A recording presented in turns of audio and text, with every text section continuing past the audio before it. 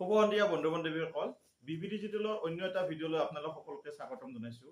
আজিৰ বিষয়বস্তু হৈছে জেনেৰেল এৱাৰনেছ আৰু জেনেৰেল নলেজ। আজি আমি আন খণ্ডতকৈ অলপমান বেলেগ ধৰণৰ বিশেষকৈ ভাৰতীয় প্ৰেক্ষাপটৰ আমি জেনেৰেল নলেজৰ কিছু প্ৰশ্ন লৈ আপোনালোকৰ ওচৰত হাজিৰ হৈছোঁ। গতিকে ভিডিঅ'টো ভাল লাগিলে লাইক শ্বেয়াৰ কমেণ্ট কৰিব নাপাহৰিব। এতিয়া আমি পলম নকৰি ভিডিঅ'টোৰ মাজলৈ আগবাঢ়িছোঁ। ইয়াতে প্ৰথম প্ৰশ্ন কি দিয়া আছে চাই ল'ব। তলৰ কোনখন ঠাইক দক্ষিণ ভাৰতৰ মানচেষ্টাৰ বুলি কোৱা হয়? মানচেষ্টাৰ হ'ল ইংলেণ্ডৰ এখন বিখ্যাত ঠাই, য'ত নেকি বস্ত্ৰ উদ্যোগৰ কাৰণে বিখ্যাত। গতিকে আমাৰ ভাৰতবৰ্ষৰ ক্ষেত্ৰত কি হয়, মানচেষ্টাৰ বুলি দক্ষিণ ভাৰতৰ ক্ষেত্ৰত কোনখন ঠাইক দক্ষিণ ভাৰতৰ মানচেষ্টাৰ বুলি কোৱা হয়? এতিয়া ক নম্বৰ অপশ্যন কইম্বটুৰ, খ মাদুৰাই, গ বাংগালুৰু আৰু ঘ চেন্নাই। ইয়াৰে শুদ্ধ অপশ্যনটো হৈছে ক নম্বৰ অপশ্যন কইম্বটুৰ।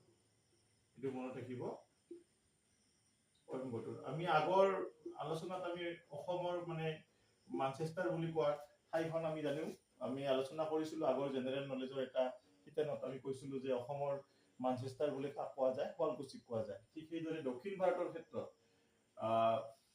মানচেষ্টাৰ বুলি কইম্বটুৰক কোৱা যায়। তাৰপিছত 2 নম্বৰ, হাৰিয়ানাৰ ৰাজ্যিক চৰাই কি? ইয়াতে দিয়া আছে ক ৰজা ধনেশ, খ ঘৰচিৰিকা, গ বটা চৰাই আৰু ঘ শালিকা। ইয়াৰে শুদ্ধ অপশ্যনটো হৈছে এই গ নম্বৰ অপশ্যন বটা চৰাই। বটা চৰাইটো কি হয়? হাৰিয়ানাৰ ৰাজ্যিক চৰাই। এইটো মনত ৰাখিব। তাৰপিছত কাঞ্চীপুৰম 3 নম্বৰ প্ৰশ্ন, কাঞ্চীপুৰম তলৰ কোনখন ৰাজ্যত অৱস্থিত? ক কৰ্ণাটক, খ তামিলনাডু, গ কেৰেলা, ঘ অন্ধ্ৰপ্ৰদেশ। এই কাঞ্চীপুৰম এখন বিখ্যাত ঠাই, বস্ত্ৰ উদ্যোগৰ বাবে বিখ্যাত এই ঠাইখন। গতিকে এইখন ক'ত আছে? তামিলনাডুত আছে। তামিলনাডুৰ উত্তৰ ভাগত আছে কাঞ্চীপুৰম। এইটো মনত ৰাখিব, তামিলনাডু।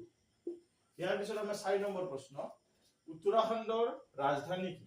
ইয়াতে অপশ্যন কেইটা চাব, ক ৰায়পুৰ, খ ভোপাল, গ চামোলি আৰু ঘ দেহৰাদুন।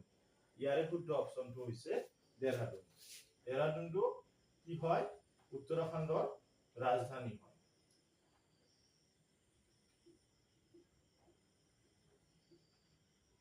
ইয়াৰ পিছত আমি পৰৱৰ্তী প্ৰশ্ন কেইটা লৈ যাম। বন্ধু বান্ধৱীসকল, এইবাৰ আমি আহিছো 5 নম্বৰ প্ৰশ্নটোলৈ। শিল ভাষা কাৰ ৰাজধানী? শিল ভাষা কাৰ ৰাজধানী? ক দমন আৰু দিউ, খ পণ্ডিচেৰী, গ লাক্ষাদ্বীপ আৰু ঘ দাদৰ আৰু নগৰ হাভেলী। ইয়াতে অপশ্যন কেইটা যে চাব, এই অপশ্যন কেইটাত প্ৰতিখন ঠাইয়ে কি হয়? কেন্দ্ৰীয় শাসিত অঞ্চল। ৰাজ্য বুলি ঠিক ক'ব নোৱাৰি, কেন্দ্ৰীয় শাসিত অঞ্চল বুলি কয়। আৰু এই কেন্দ্ৰীয় শাসিত অঞ্চলৰ ভিতৰত ইয়াৰে শিল ভাষাখন কাৰ ৰাজধানী?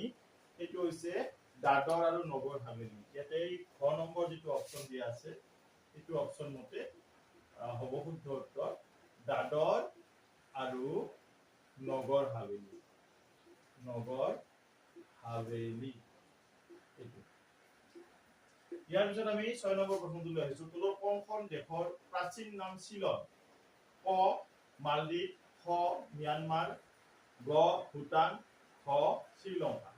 ইয়াৰে শুদ্ধ অপশ্যনটো হৈছে শ্ৰীলংকা, খ নম্বৰ অপশ্যন। যেতিয়া ব্ৰিটিছে ব্ৰিটিছৰ অধীনত আছিল, তেতিয়া ইয়াৰ নামটো কি আছিল? শ্বিলং আছিল। তাৰপিছত ভাৰতৰ প্ৰথম এলুমিনিয়াম প্ৰকল্প ক'ত অৱস্থিত?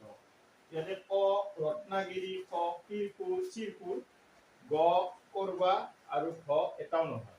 ইয়াৰে ৰত্নাগিৰি আছে আমাৰ, এই গোটেই কেইটা এলুমিনিয়াম প্ৰকল্পই হয়।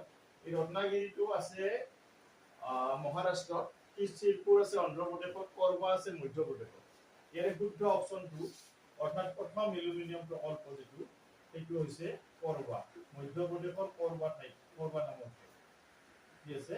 প্ৰথম এলুমিনিয়াম প্ৰকল্প, অৰ্থাৎ এলুমিনিয়ামৰ প্ৰডাকশ্যনটো তাতে কি হৈছিল?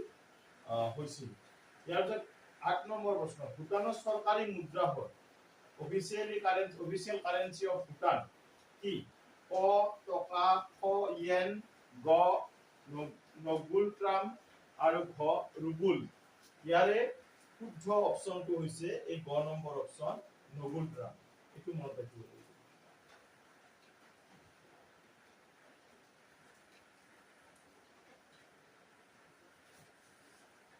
ইয়াৰ পিছত আমি পৰৱৰ্তী প্ৰশ্নলৈ যাম।